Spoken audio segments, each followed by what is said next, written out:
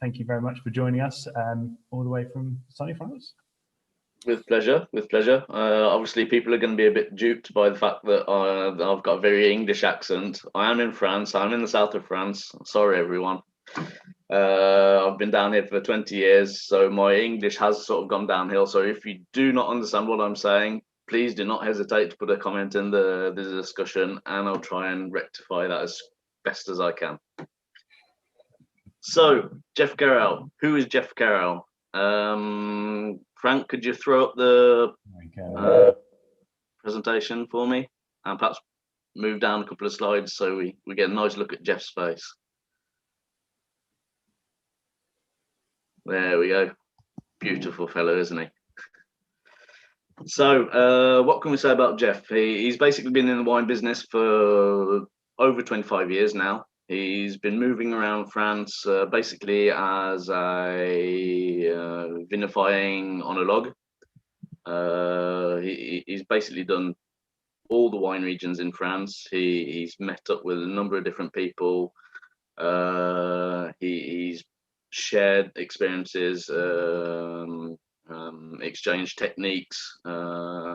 He's basically built himself an encyclopedia about making wine, and he ended up coming through Languedoc and basically fell in love with the place.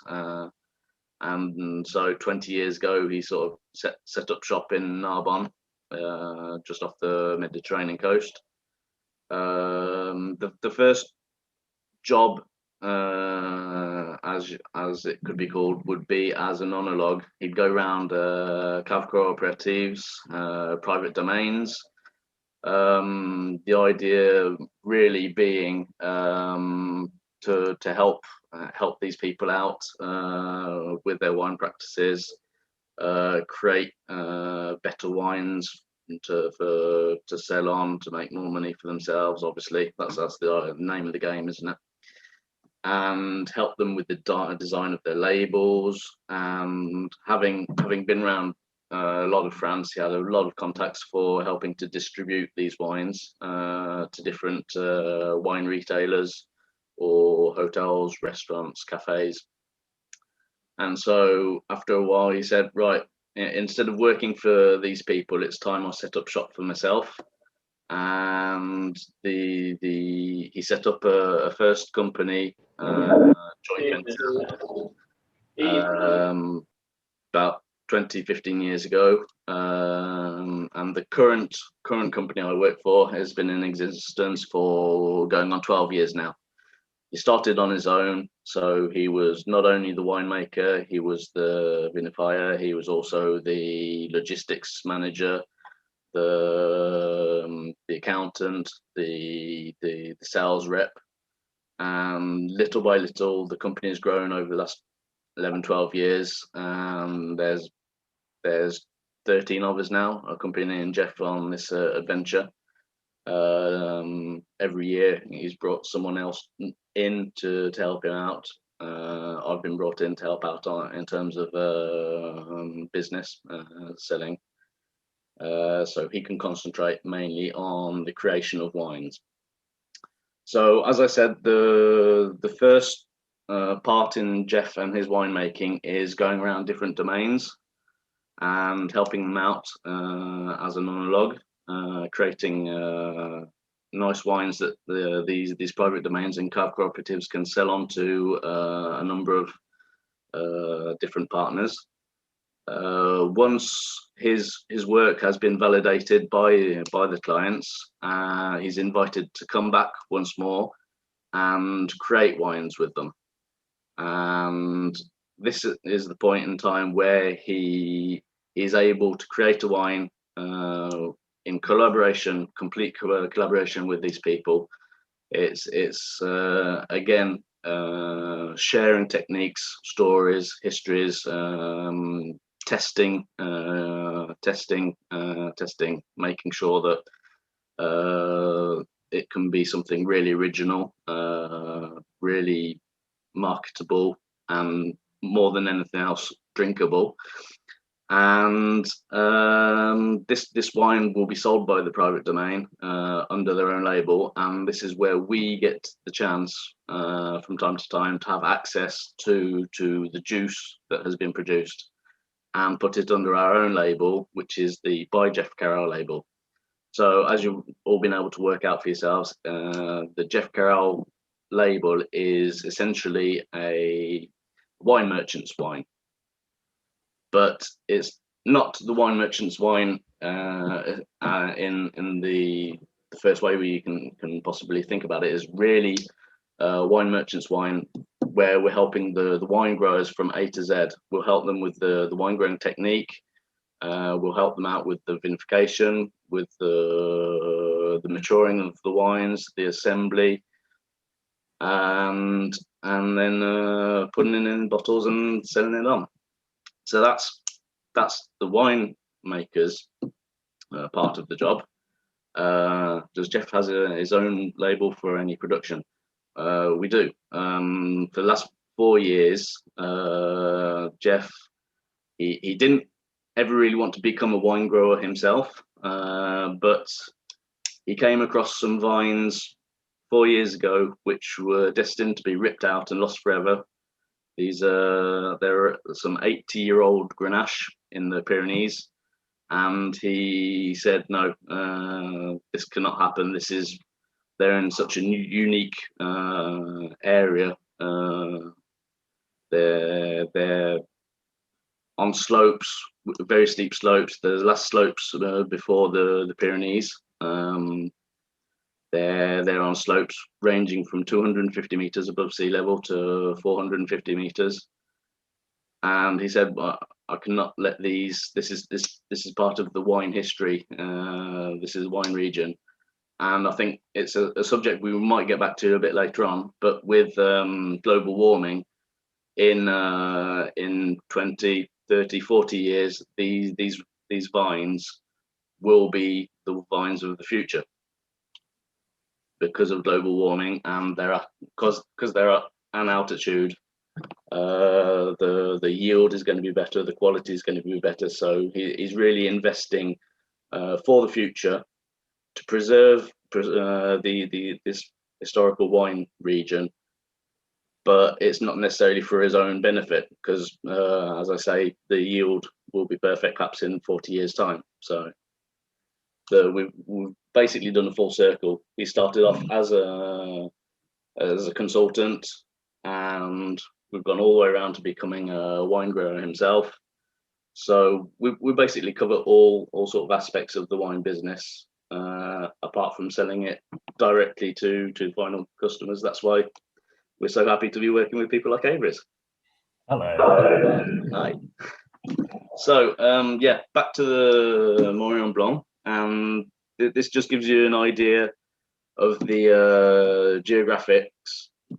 We will be sourcing wine anywhere from Montpellier across to Carcassonne, down to Limoux, and back across to the Perpignan-Roussillon region. On our catalogue, we actually have more than 50 wines at any one time. And when we get into talking about the wines a little bit later, especially Les Darons, you'll understand, perhaps, I hope, a little bit better if I manage to explain it correctly. So Mauryan Blanc. Mauryan Blanc is basically from the Limoux region. The Limoux region, in spite of being very inland, it has got an oceanic climate. So there's a lot of humidity coming off the Mediterranean coast. And I don't know if you can imagine it, but there's a sort of tunnel, natural tunnel created between Carcassonne and Limoux, all the way through to Narbonne and Perpignan, sort of sandwiched in between the Pyrenees and the Montagne Noire, just slightly north of Carcassonne. So the dominant wind in this area is coming down from the north, and when it hits the Pyrenees around about Limoux, it goes off to the east to the sea. So there's a lot of humidity coming off the ocean.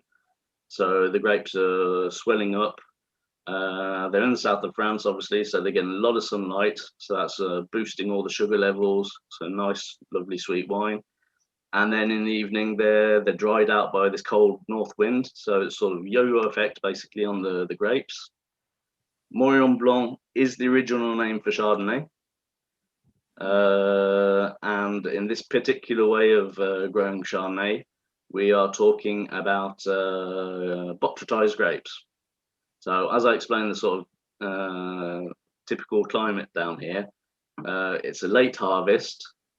We are harvesting and losing on purpose between 20 and 30% of the harvest due to botrytized grapes.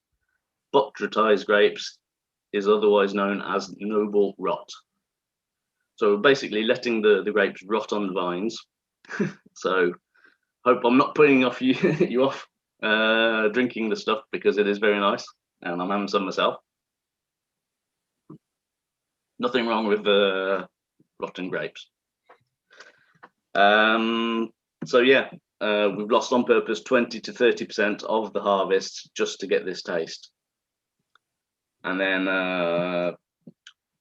it's spent about 6 months in tanks. We have put it under wood, meaning we've put staves in the tanks. Staves are basically the bits of wood which are stuck together to make barrels, like you see behind Frank. If you took the metal rings off the barrels, then you'd have lots of long bits of wood, and these have basically been placed inside the concrete tanks. In terms of the there's a bit of feedback there. I don't know where that's coming from. In terms of the botrytis in the vineyard, does that tend to kind of happen in the same spots? What does it take in terms of the management that's required to make sure it's kind of healthy rot rather than unhealthy rot? And also, yeah, is it kind of spread throughout the vineyard in various bits, or is it kind of located in the same area?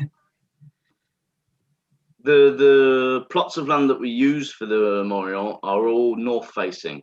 So any of the Chardonnay we'll use the Chardonnay from other plots on the domain, which are not necessarily got the same climate, which are south facing. We'll use these grapes for other wines. So yeah, the botrytis is really located on the specific slopes which are north facing. And in terms of work, yeah, well, like Amandine said just before, it's work. It's being out in the vines every day. It's keeping an eye on the grapes, making sure things don't go too far. Obviously, like I said, we will lose between 20 and 30% of the harvest to get the taste, but it means being present all the time and basically tasting the grapes day after day after day. And as soon as you start tasting the grapes and you actually get the taste of the Morillon, you know, that's the time to start harvesting. Is there any areas where the botrytis doesn't develop? Naturally, it will spread from vines located next to each other. So it's a natural occurrence. So along with a lot of things that we do, we don't try to go against nature. We let nature go its course, and then we will make the necessary adjustments afterwards. When I say we, it's Jeff, obviously. We will make the necessary adjustments afterwards to accompany the wine into the bottle, and so it will stay nice and stable and enjoyable to drink. And when I say we'll accompany it, again, at all stages, from the stages on the vines, the stages during vinification, the stages during the maturity of the wines, and the aging of the wines. We'll basically let the wine take its course. And in the case of Morillon, and in the case of all the other wines, there are a number of wine growers who will come along and put sulfits in the wine, perhaps day after day, just to stabilize the wine. Jeff, that's not quite his philosophy. He says it's a natural product. let the product do what it wants to do. So it'll mature as it wants to mature in the tanks, and come the time we need to put it into bottles, we'll put just that right amount of sulfites in to stabilize the wine. So it'll stay in the bottle for a number of years, and it'll be perfect for drinking for a number of years to come. And it's a technique which may sound a lot when you're putting the sulfites in at the end of the day, but the majority of our wines using this technique will have less sulfites in them than a large majority of organic wines. I also, sorry, with the feedback, I don't think people should be afraid of noble rot and botrytized rotten grapes. They produce absolutely delicious wines. And if you start to describe the process of making cheese, then no one's ever going to eat cheese again. And with this, I mean, the Mauryan Blanc is such a big seller. It's a massive customer and staff favorite. The amount that I know I drink and put on tastings is a lot, and that's definitely replicated across the whole company. It's a delicious, fantastic wine that doesn't hold back though, does it?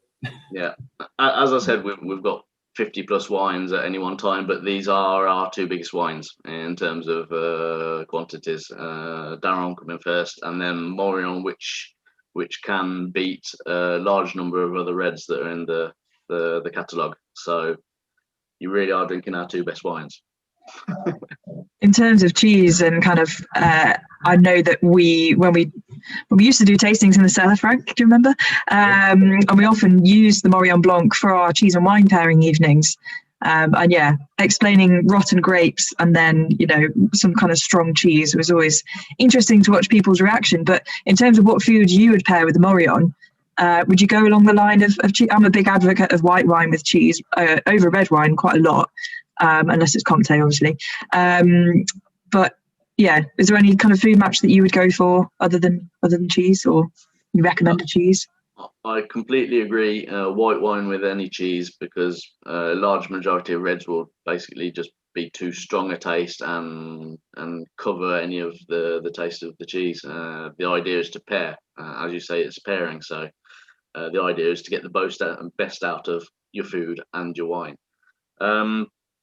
Mauryan Blanc is one of the only whites I've come across which you can actually drink throughout a meal. It's got this character where there's sugar in there. It's spent a bit of time with wood, so you've got the smoky taste. After opening it for a while, you've got a sort of spicy taste that comes around. As Amandine said about some of her wines, as the wine's opened and it's getting oxygen coming to it, the difference in taste between the first and the second glass is pretty amazing. It evolves with aeration, almost like a red. So, like I said, it's one of the whites I've come across which it would be capable of doing a whole meal. There's enough sweetness there to start you off on aperitifs. Moving on to starters, I know in France we push it really with foie gras, because it's got this spicy taste. The foie gras it goes really well. Wouldn't say it goes with oysters. Sorry, Louise. Stick with yourself. But then moving on to main dish, poultry, whitefish, not a problem. Moving on to cheese, not a problem. Then back to dessert with a sweet taste coming back in. Then it really is a white wine which you could do a whole meal with. Yeah, I think it's a good wine if you're hosting, if you have got people around for Christmas dinner or that kind of thing, or in the distant future when we have people around to our households. Having, a wine that consistently goes with quite a few things, I think is a good find for me as well, because it's got the slight sweetness. It's quite good with tagine and Moroccan food and things like that. I find it quite a nice pairing with. Just got a few questions that have popped up. Somebody has a bottle of the 2006 in their wine rack. Well done for having it onto it that long, Abby, and not drinking it. Indeed, yeah. Do you think it will have survived? No reason why not to. A year ago, we opened a bottle of 2005, and it is absolutely amazing. It had spent a while lying on its side waiting to be drunk, so it did need a bit of time to open up. Again, like I say, like almost like a red. So absolutely no problems. The difference you'll get is that it will be a lot darker in colour. It'll be a lot more richer, because it is almost a wine which will continue to evolve a little bit in the bottle. Again, like a red. Normally a white you'll stick it in the bottle and it'll stay like that for a couple of years, and then it'll stop. Unfortunately, start going downhill. Absolutely no problems at all with Mauryan Blanc. I would say often people. Special occasion, a relative who was born in 2006, who's going to be 18 in 18 years after 2006. Why not? Absolutely no problems. I think one thing that people often don't realise with white wines is, yeah, as you say, it kind of develops once it's been opened. So decanting white wines, white wines such as this is often suggested. People always assume it's just the reds, but whites do benefit. And also, what temperature would you serve this at? It's often a question we get asked in tastings. You know, if we are doing our virtual tastings, we often suggest getting both whites out of the fridge straight away. So this would have kind of a good half an hour out the fridge before you're enjoying it to drink.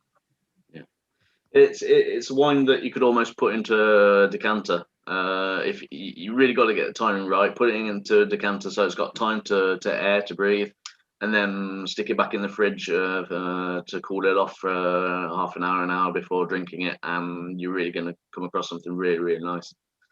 You can go back to a couple of the questions if you want. 20 to 30% of lost grapes. Yeah, they're botrytized, but they've just shrunk so much, and they're just no juice left in them, basically, to be able to get the wine out of them.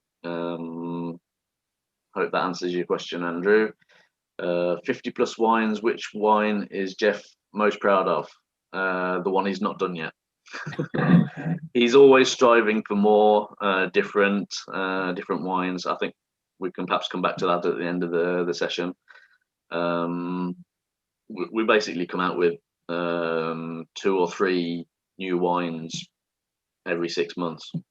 So from a marketing and commercial point of view, it's beautiful for me. I've always got new wines to talk about to my clients.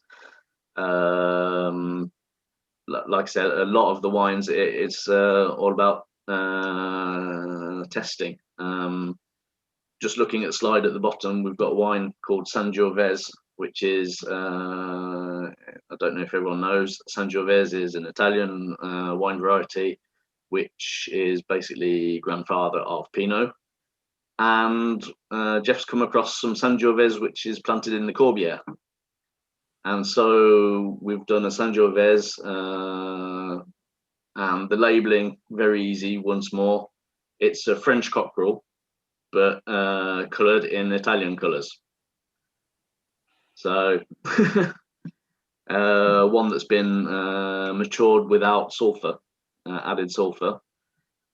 We've got wines that range from, they basically come in, these wines, as a test. If commercially it works, if people enjoy drinking it, it's a wine that can become a permanent wine. There's wines which we have, which are called La Tire. It's a wine you've already brought in at Averys. La Tire in French is slang for the car in France. So when you think of a French car, you think of the 2CV. And the 2CV was first commercialized in 1948 in France, which was the same year the Fitou appellation came into existence. And so it was our first Fitou, and it started off a bit of a joke. Let's do a Fitou and let's stick a 2CV on the label. And we're now on to the 4th vintage. Commercially, it really took off. The wine is absolutely amazing. It's currently being converted to organic process, organic culture, and just going to be able to keep making more and more and keep pleasing people who fell in love with this wine for the first few years, and keep bringing out for it and few more years to come. Other wines will be a test. They might pick up. They might be able to sell them. Otherwise, the following year, it's not a problem. We'll use the juice to make something else. It will be blended differently. Perhaps the first time around it was Grenache Syrah. Next time around we'll put a bit of Carignan in and we'll call it something else. We keep trying new things. Jeff is not worried about trying new things. Has there been any grape varieties that haven't worked that well, considering that you are in a warmer climate? You know, Sangiovese is, usually only ever found in Italy and rarely travels. I was just wondering if there's any other grape varieties that you have tried and experimented with, but sadly haven't worked. He always manages to get them to work some way or another.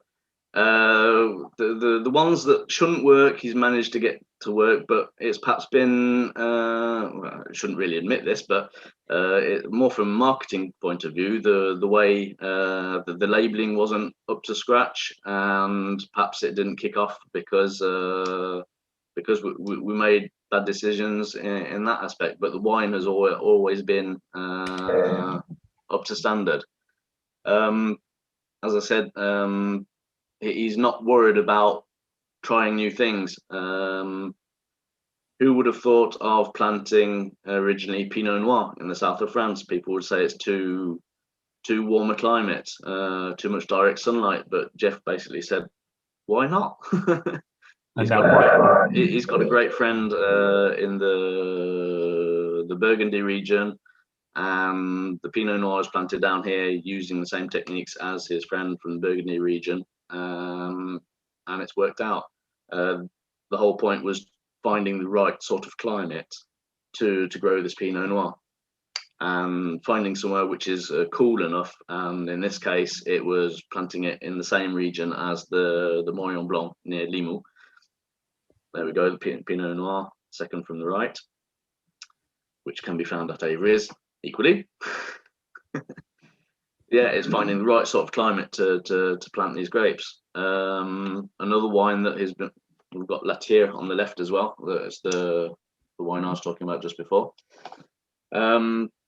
Jeff planted some recently. He planted. I've lost my words. Sorry.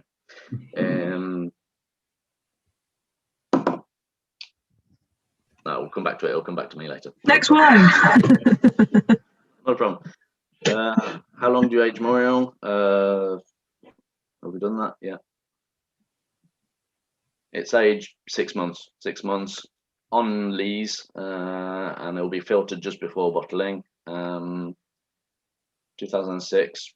You can drink it or hold on to it. How far east do the vineyards extend? How far east? Well, we will, like I said, we will source our wines all the way up to Montpellier.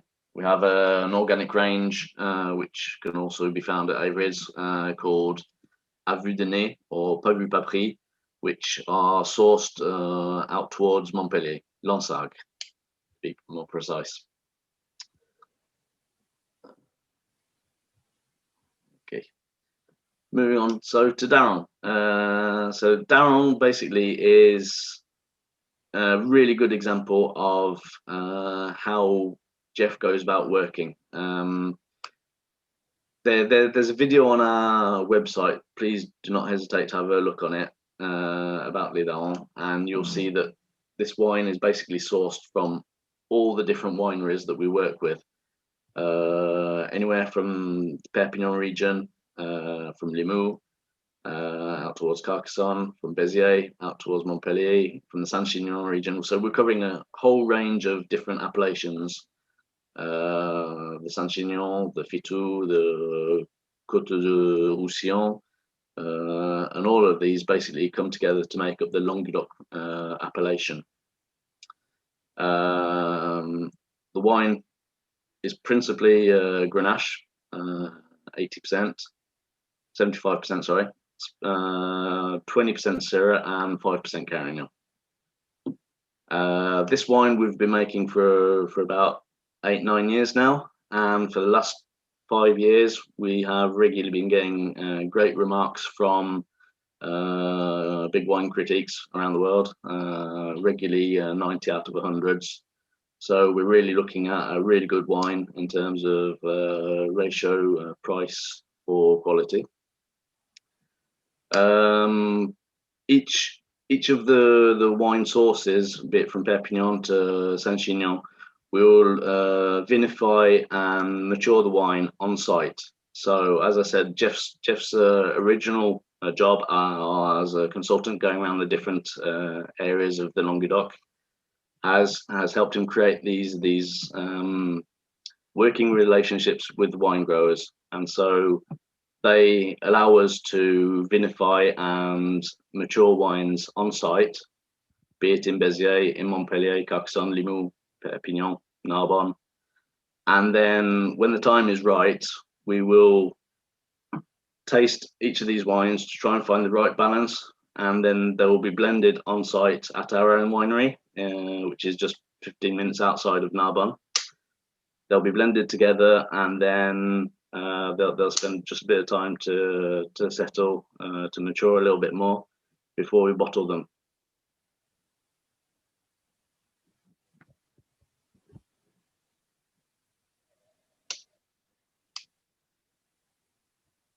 This wine is another firm favourite here. Again, just I think the Languedoc is an underrated area. You get quality and you get value, and people need to drink more from the region, really.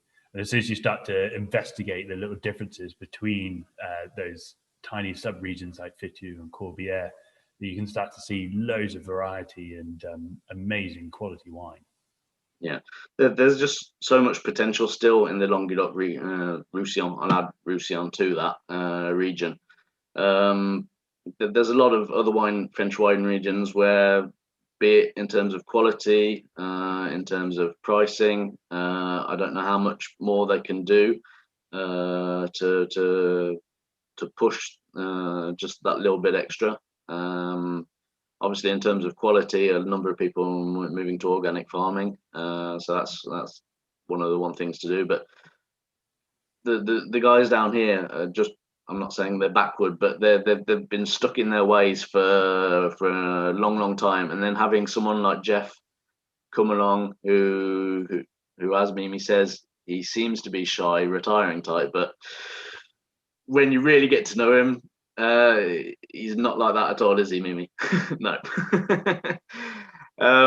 He's someone with firm beliefs. He knows where he wants to take people, but he'll never be forceful. Some of the wine growers that we work with are happy to be doing things their own way, so that's not a problem. We'll keep working with them, and the day that they'll speak out and say, what can we do different? Or Jeff will say, well, have you tried this? Have you tried that? Another guy will say, right, I really want to move on to organic farming, and we will help them out in terms of technicity, because they don't have the knowledge. Jeff has acquired this knowledge over the previous years, but we'll also help them out financially, because it's a partnership. We're there to help them out financially, so because there is added cost to move on to organic farming, and they will obviously get the better yield, the better quality at the end of the day. And if we've helped them out technically and financially, then come the end of the day, they're going to be that much more satisfied with their partnership with us, and we're going to keep working together and moving forwards. The whole idea is that wine is our belief, our love, and we all want to make a good living out of it and enjoy drinking the wine at the same time. What's percentage of the grapes that you source are organic? Do you know, or is it kind of just It can vary. Obviously, you need to be 100% organic for your sourcing to have the label on the bottle, but it doesn't mean that you don't have organic wine in the Les Darons. For over 10 years, Jeff produced Puy de Val, which is one of the first wines he was renowned for. And for 10, 15 years, it's been 80% organic. And just recently, for the 2017 vintage, we said, well, let's stop messing around. Let's make it 100% organic. And so we did. It's all a question of, is the quality there? From vintage to vintage, Jeff will always want to have the same emotion, the same quality, the same taste. Perhaps going to answer Andrew's question about the ratio. The ratio will change slightly from year to year. The dependent and other wines dependent on the quality. For the Prix de Val, particularly, one year we might have some Merlot in. Next year it might be more predominantly Syrah. The idea is to have the same taste, the same emotion associated with each of our labels. So obviously, year after year, the climate isn't the same, the weather isn't the same, the ground's moving around, more sunlight, less sunlight, more rain, hail. It's forever changing. So the beauty of Jeff's work is going around tasting these different samples from different grounds and finding the right taste, finding the right blend, finding the right balance. So year after year, you're going to come across a Daron or a Morillon Blanc, which you fall in love with once more because you found the same taste that you associated with it the first time you tasted it, but it's got the freshness of a new vintage.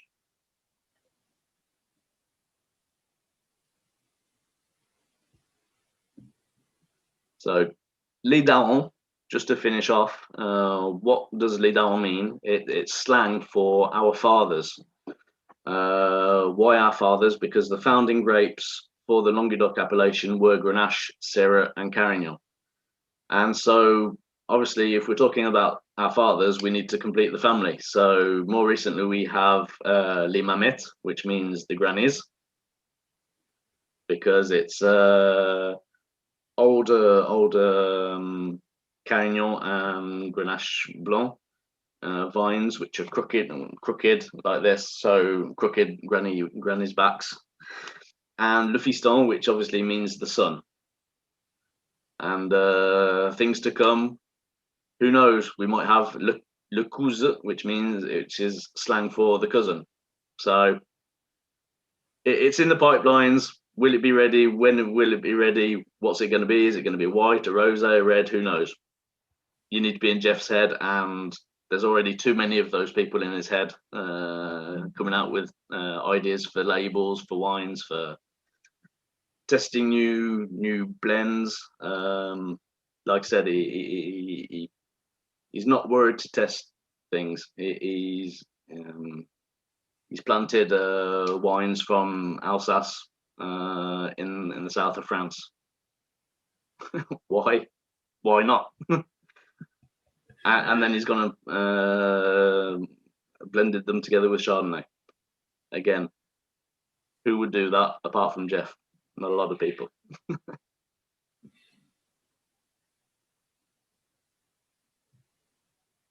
There you go.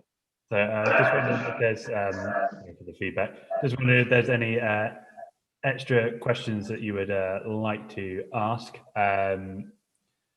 Anything in relation to the wonderful Jeff, any of his wines, or the Languedoc. As I said, it's just such a fascinating area that does get overlooked when you're considering the sort of quality element as well. I suppose it is the one last area for value, which we shouldn't really complain about as prices increase around the rest of the world. Yes, Mimi. I think there was a question that was unanswered, but forgive me if I missed the answer.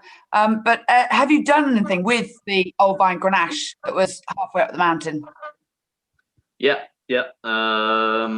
The first vintage that we produced it's wine called DSM, which stands for Domaine sous la montagne, domain under the mountain, because it's just underneath the Canigou mountain, which is the sacred Catalans mountain, not far from Perpignan. The first vintage we produced was sent off to Robert Parker, and it got to 90 out of 100. So that was absolutely amazing.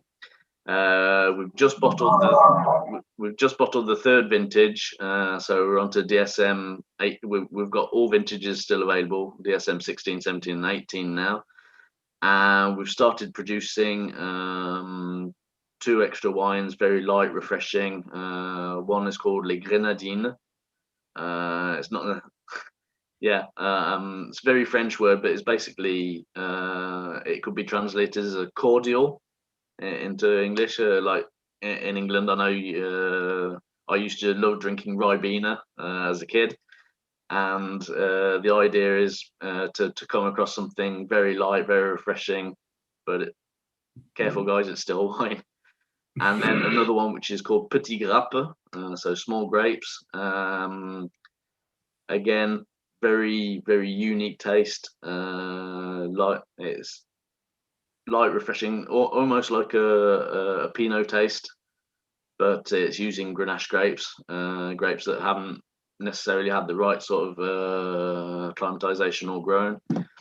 What is interesting about the domain that Jeff and Sebastian, who is his production manager, have bought is it's preserving. We're talking about 15 hectares of vines in 4 different plots.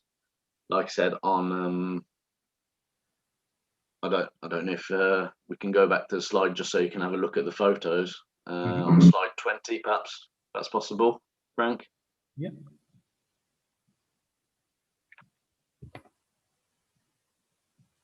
So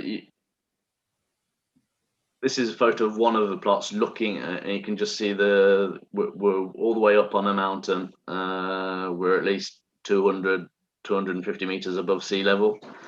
They're in the middle of nowhere. You have to go along small gravel tracks. Cars can't go up there. Tractors can't get up there. So all the harvesting is done by hand.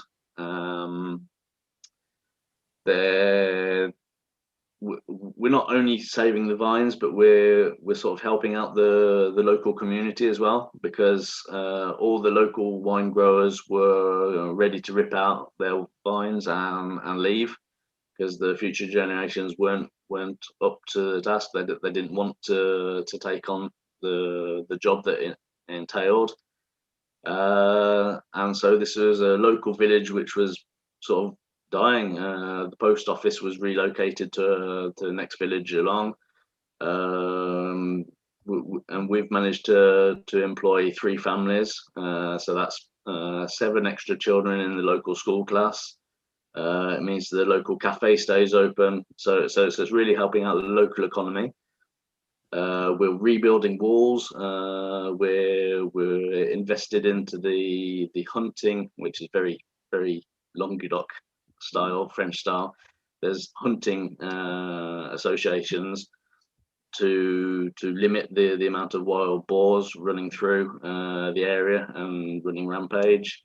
It's rebuilding old huts. There's old cemeteries up there, so it's really not just the vines, but it's looking after the whole community. There's an old Roman aqueduct. Sebastian has become the president of the association of that, and we're looking to get that registered at UNESCO. So it's not just a wine history; it's really investing in the community, giving back to the community something that that would otherwise have been lost, and sort of going against the grain of this global warming and globalization.